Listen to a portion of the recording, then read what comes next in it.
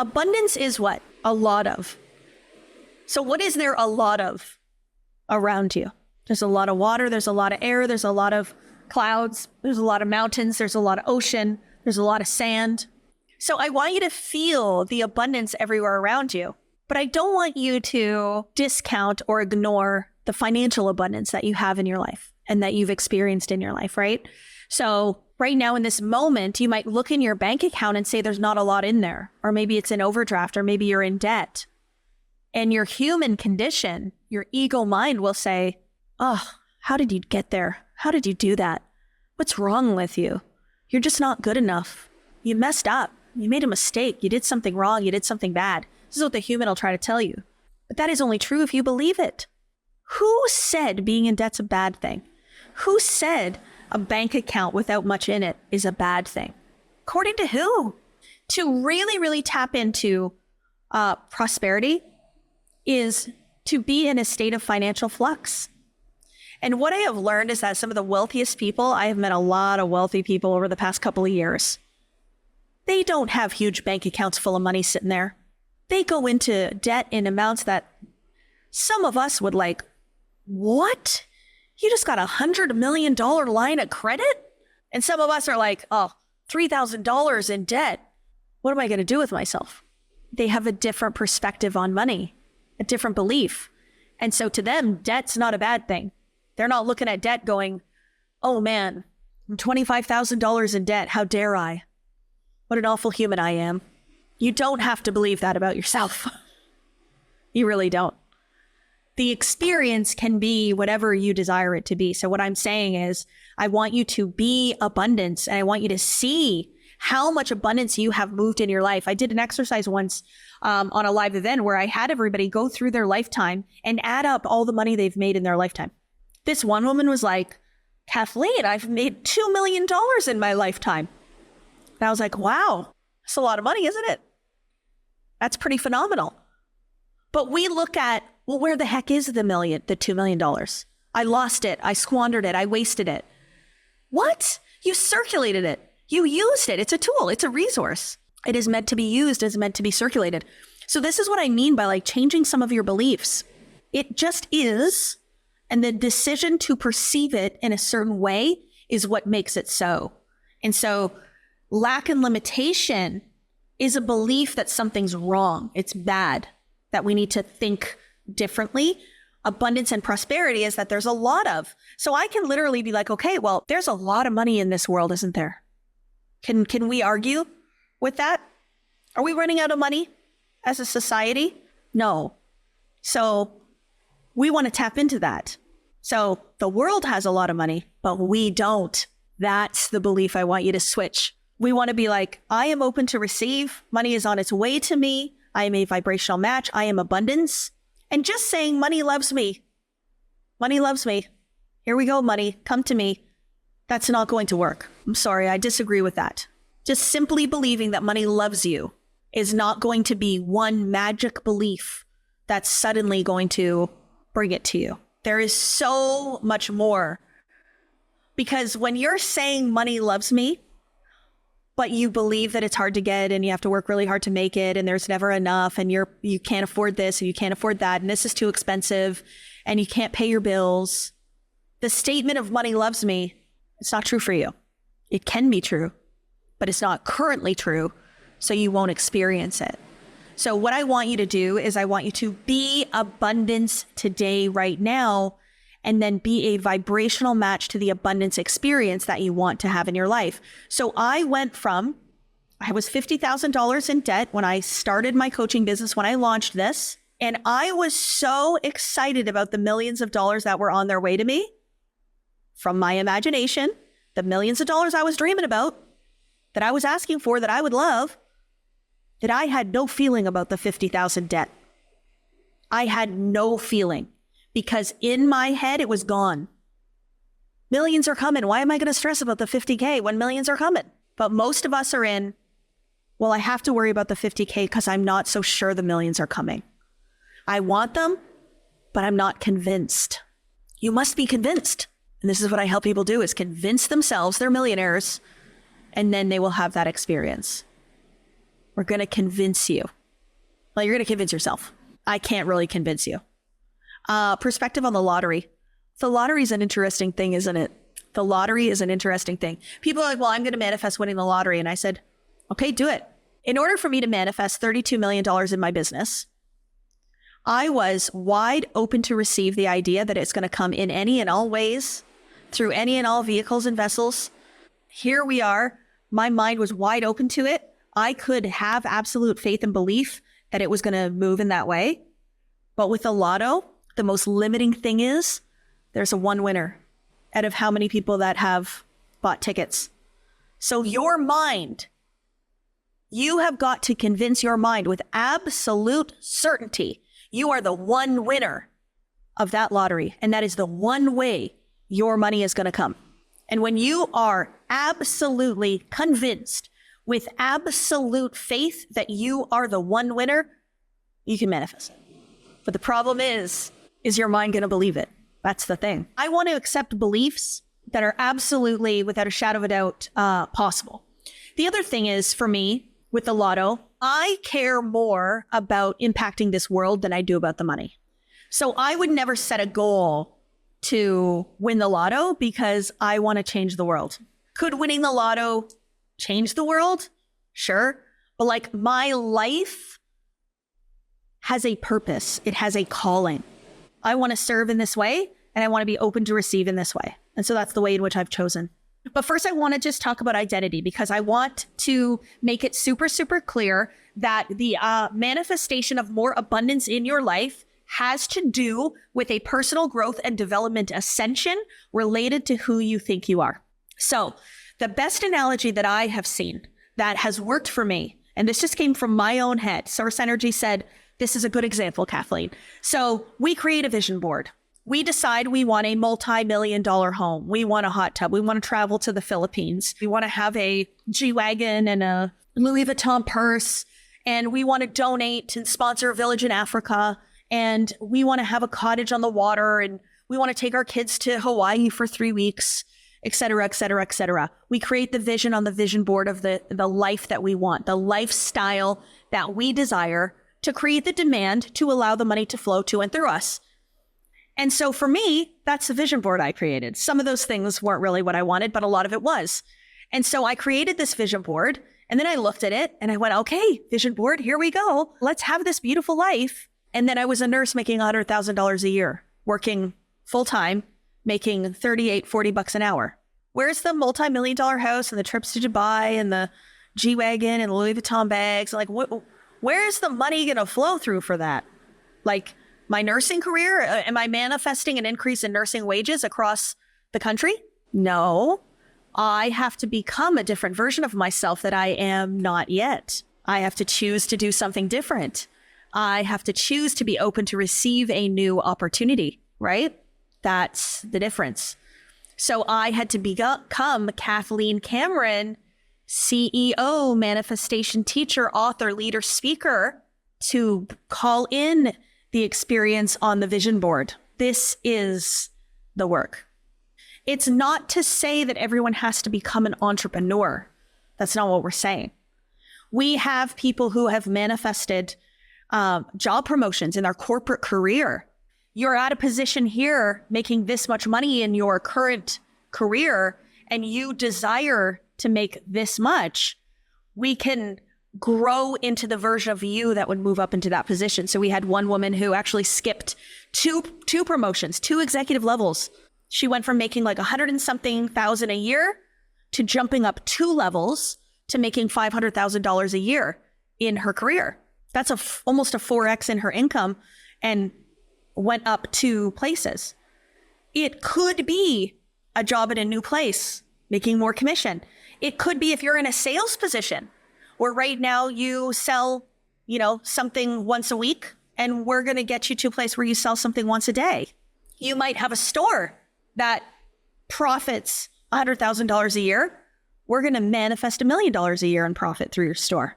But that comes through you and who you are being, the frequency of vibration that you are on. So identity, I love this word. How do you identify yourself? Some people will say, I'm middle class. Some of you will say that I live in poverty. Some of you will say I'm poor, I'm broke. Some of you will say that you grew up not having much, things like that. It is the idea in the subconscious mind that you are creating from. So I think about someone like The Rock, Dwayne Johnson, right? I don't know his story like immensely, so I don't want to get too specific and like mess it up. But what I know is that he was born into a poverty consciousness, and he wasn't born into the life he lives today. He wasn't born into the identity of The Rock. He was born into a different identity and a different belief system. And so he had to see something different for himself than what his world around him told him he would be, could be, and was, right? So he accepted a different identity in the subconscious mind and moved towards that idea. So did I. I had to let go of the idea that I was a registered nurse making $100,000 a year, living in a moderate house in a small town in Canada. And now I see myself as the top manifestation teacher in the entire world. I believe that there are fathers of manifestation. There are teachers of this work that have come in the past that have been a game changer for us. They have laid the foundation. They have created information that is so profound, so beautiful, and so needed. The fathers of manifestation. But now the world is in a time where the feminine is required. That masculine energy is so beautiful and so needed. Now we bring in the divine feminine and the mothers of manifestation. So it's not to say I am the only one that is meant to teach this work. I only say that I'm the best manifestation teacher in the world so I can tap into that identity. What would that be like? Where would I think from? How would I feel? How would I show up? What bold risks and moves would I take? What would I confidently do? And so I had to believe that about myself. Why all of a sudden did my YouTube channel pick up? Why all of a sudden am I being put in front of people? Why are you guys finding me just now? My YouTube channel has been there for 4 years. It took me 4 years to build it to 9,000 subscribers. And in 4 months, we grew by another 40,000. Why? Because 4 months ago, 5 months ago, I tapped into a new identity of myself. I allowed myself to say, I am open to receive the millions of people that I am meant to serve through this work. I am open to help them. I am here to give this information to the masses. And when I did that, the YouTube channel picked up.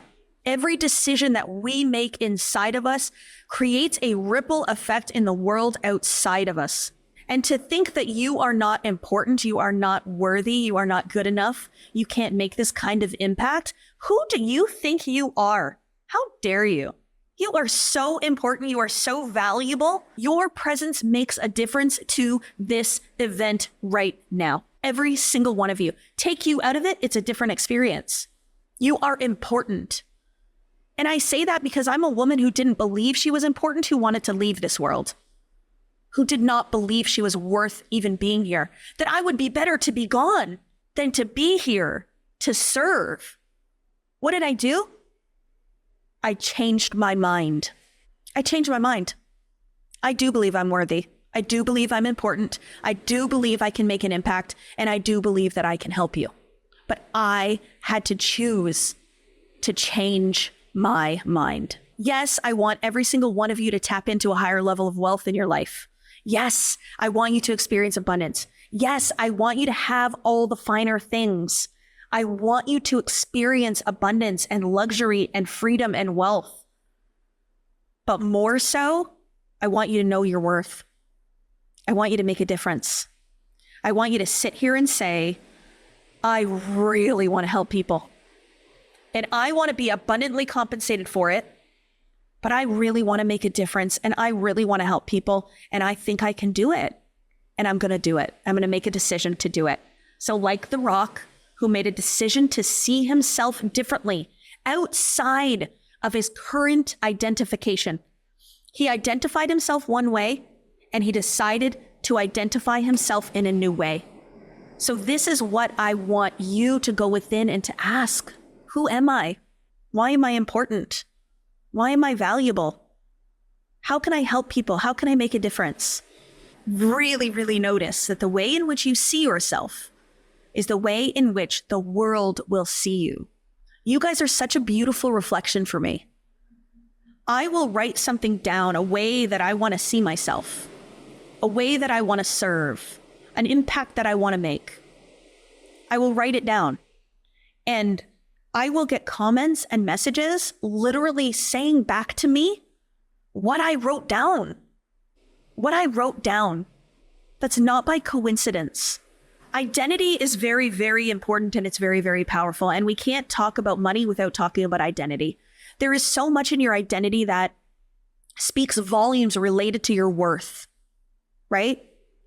So if you don't believe you are worthy of financial abundance, it's not going to make its way to you. You're not worthy. You're not asking for it. You're not even going for it, right?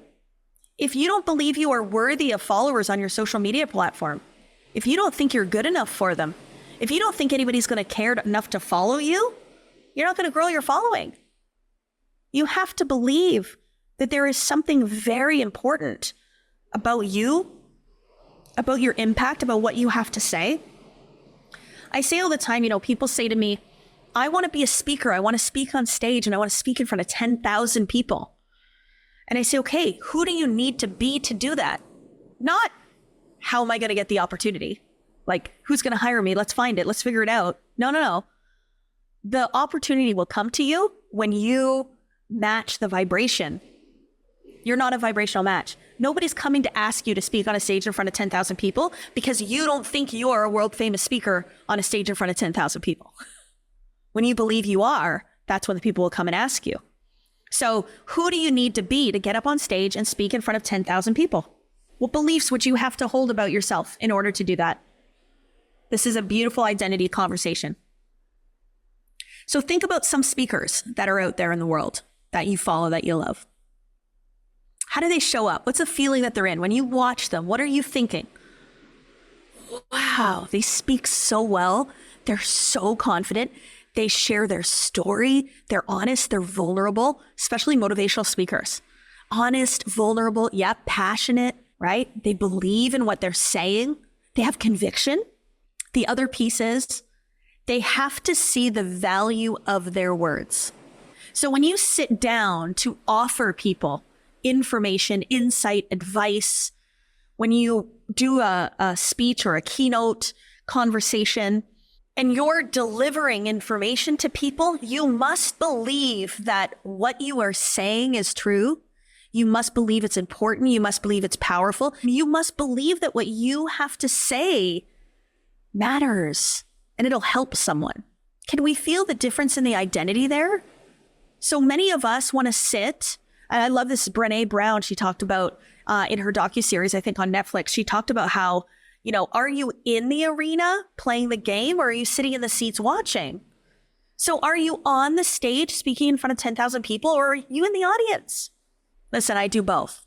Sit in the audience and get on the stage. But it's just a beautiful example of are you actually in the game, or are you watching from the sidelines? And it's an identity to watch from the sidelines.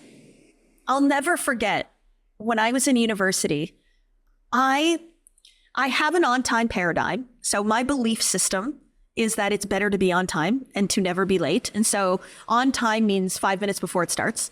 And so I would never go to class unless I was there 5 minutes before it started. If the class already started, I am not going to class. Why would I not go to class 5 minutes into the class? I don't want to be seen.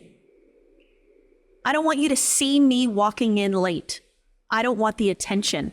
I don't want the visibility. I don't want the judgment. I don't want the eyes on me. Can you imagine? That's not who I am now.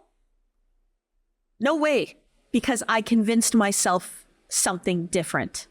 I would never put my hand up in class. I would sit in the back of the room. I wanted to be hidden. And so for me, in order for me to do God's work, for me to step up and to make a difference, I had to say, Kathleen, it's time to be seen. It's time to be visible. It's okay to be seen. Even the extra weight that I was carrying on my body for many, many years, it hid me. It kept me safe. There was a need for it. And now that I'm okay being visible, I want to be seen. I want to serve. I want my light to influence people. I want to make a difference in this world. The cloak that was covering me is coming off because I don't need to be hidden anymore. It's all about identity and self-concept. And so whatever that is for you, if you think you're too old, if you think you don't have enough education, if you don't think that you are the right gender, the right size, the right race, whatever you think is wrong or flawed about you, I challenge you to change that. Just because the world tells you that it's wrong doesn't mean that you have to believe it's wrong. I thought the outside world was right, but it's not right. You get to decide for you what you want to believe about you. And so in The Best of Yourself, my newest book, there's a chapter called My Abundant Self. There's many different versions of the self and different parts and facets to the self. So Kathleen Cameron, or KCB, the identity now that I'm embodying in every single moment, she's very multifaceted. There's many different parts. There's the way I am in business, but there's the way I am in friendships. There's the way I am as a mother. There's the way I am as a daughter. There's the way I am in romantic relationships. I'm a single woman out there, so I'm learning so much about this now. There is a way that I am being in terms of wealth and abundance. I always just create these names for the next level identities that I'm creating. They're ways of tapping in. So when I order my Starbucks, they ask me my name. I say KCB, letter K, letter C, letter B. Nobody asks me what it means.